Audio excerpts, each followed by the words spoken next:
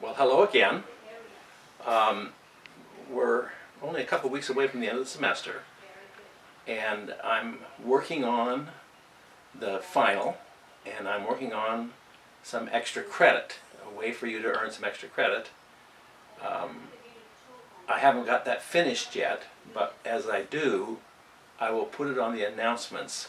So you should be checking your announcements through Canvas every couple of days for announcements about extra credit and the final and anything else that we need to know as we come to the end of the semester. I'll also be announcing it in the lectures as soon as I have it. All right, now I want to get back to where we were. We were talking last time, I think I called the class the era of good feeling. And what marked that was the fact that we had no political divisiveness for several years there. The Federalists, you remember, lost the presidential election in 1800. Jefferson beat Adams in 1800. Adams had beaten Jefferson in 1796. They ran against each other again in 1800, and this time the results were reversed. Jefferson won. The Federalist Party began their descent into oblivion. They just kept losing elections in the early part of the 19th century.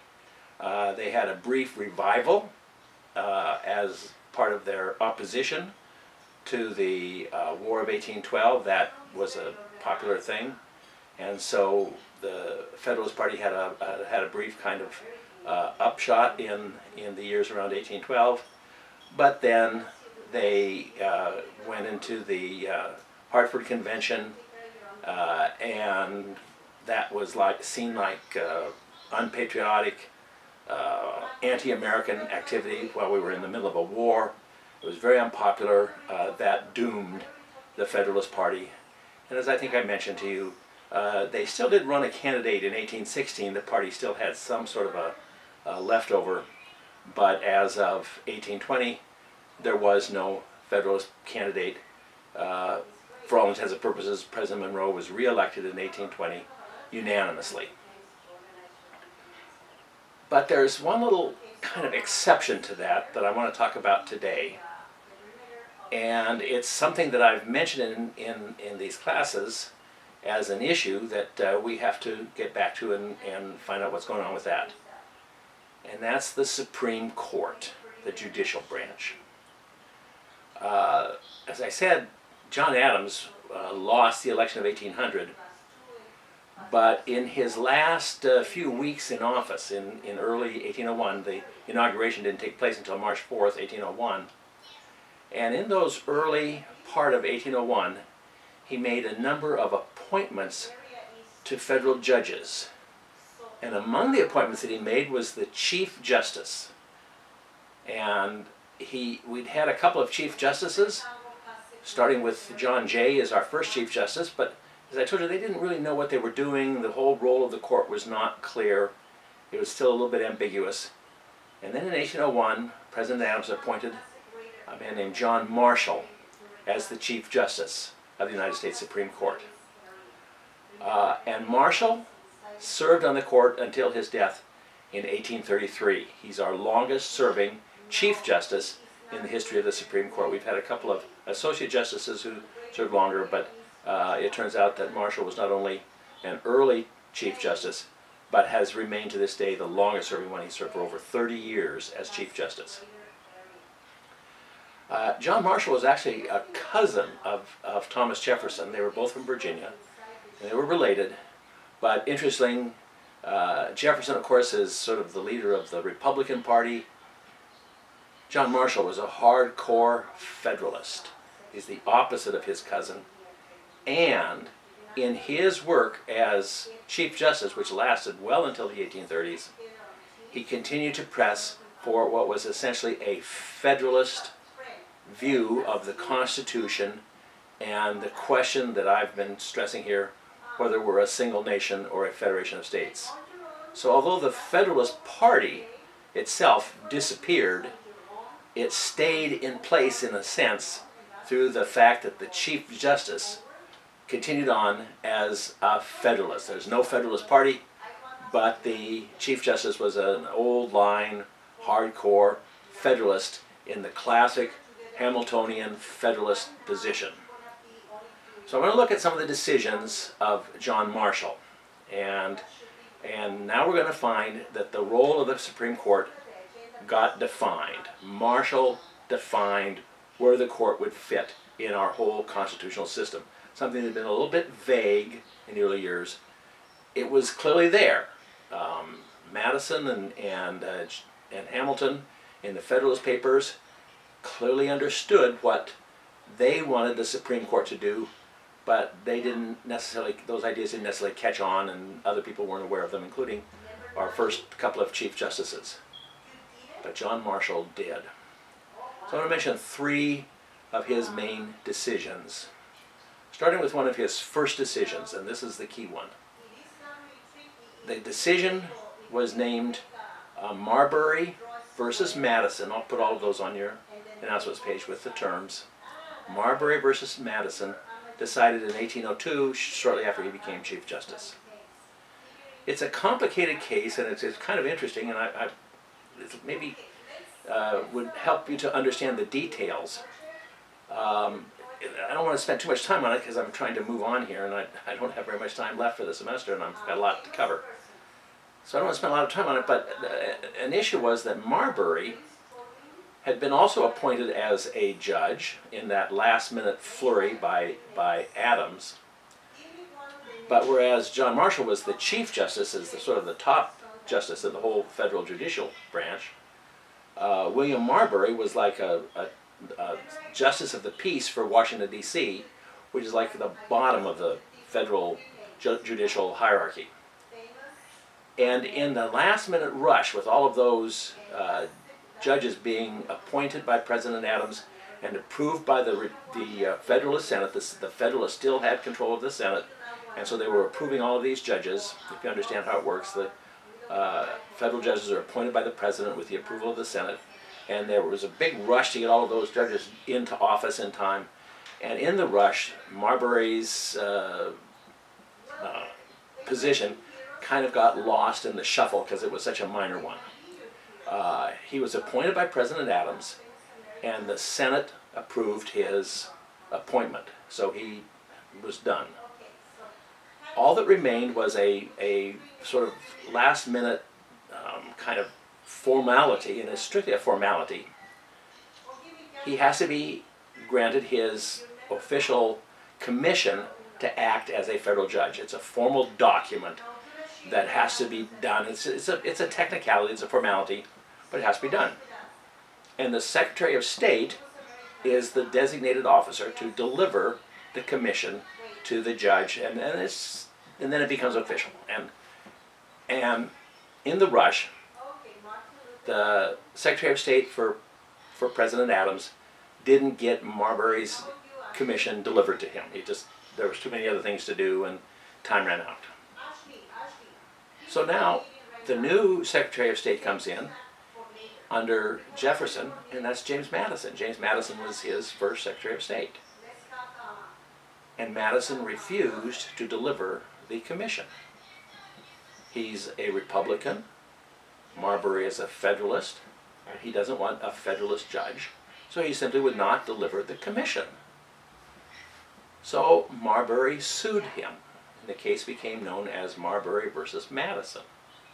And he asked to have the commission delivered. And he went to the Supreme Court, and he asked the Supreme Court to issue what was called a writ of mandamus. That's a Latin term that you'll have to get off of your announcements. Writ of mandamus, in which the court would order Madison to deliver the commission.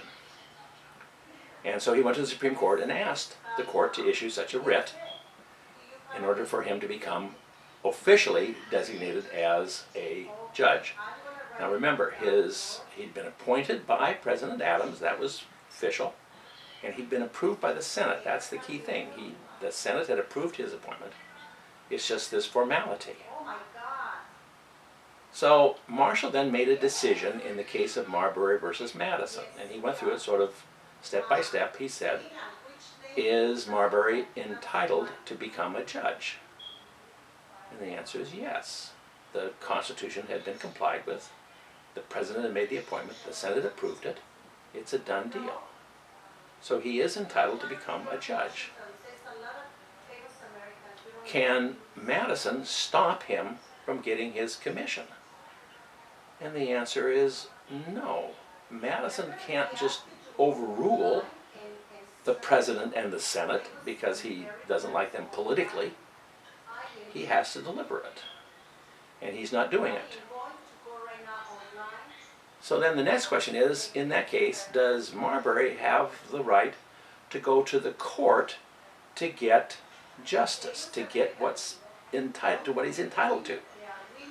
Can he use the judicial branch for relief of his denial of his position? And the answer is yes. That's what courts are for. Courts are to uphold the law. The law is on Marbury's side. And so, yes, he can go to court and get a court order. But the next question is, can he go to the United States Supreme Court?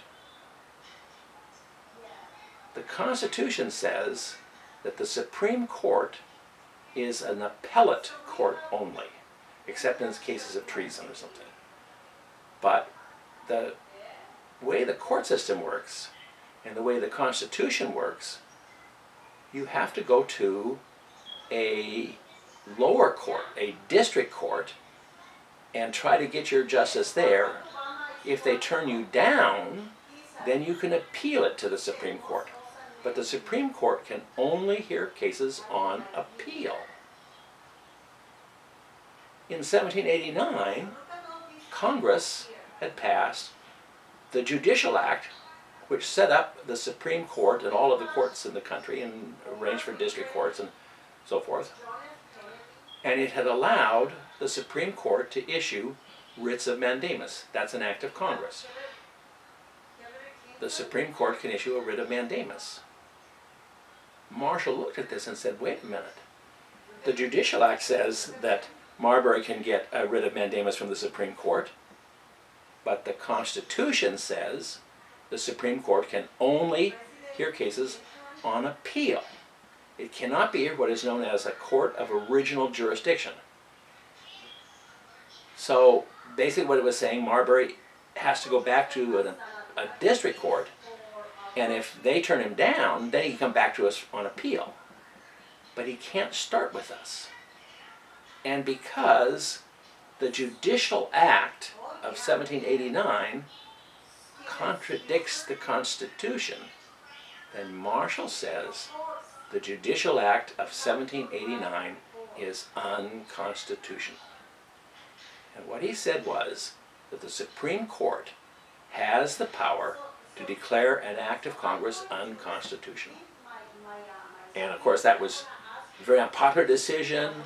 The Federalists went all over it as saying, oh, the court has exceeded its authority, everything like this. This is an activist court. If you know anything about current decisions of the Supreme Court, you know the kind of stuff that goes on to this day, charging the court has exceeded its authority and everything. So there's all this charge against Marshall and da-da-da. But the decision of Marbury versus Madison held. And this now then set down that the court can act as an oversight over Congress, and if Congress exceeds its authority under the Constitution, then the court can declare it unconstitutional. The Constitution is the highest law in the land. The Constitution has supremacy over the Judicial Act of Congress. So poor Marbury did not get his permission. And it's kind of odd because Marshall is saying, first of all, he's saying that Marbury, who's a fellow Federalist, doesn't get to be a judge, and you know he he never did get his judge. Things happened, and I don't know what happened after that. And in a way, he's saying we as a court cannot issue a writ of mandamus. So he's limiting the power of the court. The court can't issue writs of mandamus. It can't be an original court in any case. It always can only act on appeal. So in that way, he's limiting the power of the court. But he's giving it this ultimate power to declare an act of Congress unconstitutional. And that's what stuck, and that's what came out, and that finally defined the role of the court. So that was one case. Another case involved the Bank of the United States. And as I told you, the first Bank of the United States was very controversial. The first Bank of the United States was where both Jefferson and Hamilton sort of defined their positions on the constitutionality of the bank, and in general the whole question of whether the United States was a single nation or a federation of states. And that was a key thing back in 1791 when the bank first came up, and at that time the Federalists won and the bank was upheld, and it was held as constitutional just because of the political power of the Federalist Party. So okay, that bank its charter has expired, and then the second bank was established in 1816 as part of this sort of era of good feelings. Only the Republican Party, but the Republican Party has changed. Sometimes I call it the New Republican Party. Maybe a better term is the National Republican Party, because it's following the nationalist ideas. It's of Hamilton. It's more Hamilton than Madison, more Hamilton than Jefferson. With Henry Clay as sort of the leader of the National Republicans, and the bank is a key part of his whole program of the American system for an active federal government to protect and promote economic development and industrialization. And if you remember, the other features of the American system were, along with the bank, it was tariffs to support manufacturing, and then internal improvements at federal expense so that the federal government would help promote transportation and industrialization and all of that. And that's all part of Clay's program. This is now, it's the Republicans, but they've sort of become more adoptive of the Federalist ideas, and they certainly, in economic policy, the bank was a key part of their thing. But of course there were also still people who claimed that the bank was unconstitutional. And it happened that in the state of Maryland, the people who ran that state government were, maybe old-time Republicans, classic Republicans, Jeffersonian Republicans, who charged that the bank was unconstitutional. And the bank was unpopular in Maryland. There was a branch of it in Baltimore, but the legislature of Maryland didn't like that, didn't like the bank, and so they passed a law that would pose a very high tax on the bank and basically put it out of business. And they want to get rid of the Bank of the United States, at least in Maryland. They want to shut down the Baltimore branch. So it went to the Supreme Court. An officer of the bank named McCulloch sued Maryland and said that the state of Maryland cannot overrule an act of Congress setting up the bank. And this came to Marshall, McCulloch versus Maryland. And Marshall said, no, the bank is constitutional, it's within the power of Congress, and a state legislature cannot overrule an act of Congress. So the bank was upheld, and it's going on about its business, and Marshall has said federal authority oversteps state authority. The state of Maryland cannot overrule the Bank of the United States.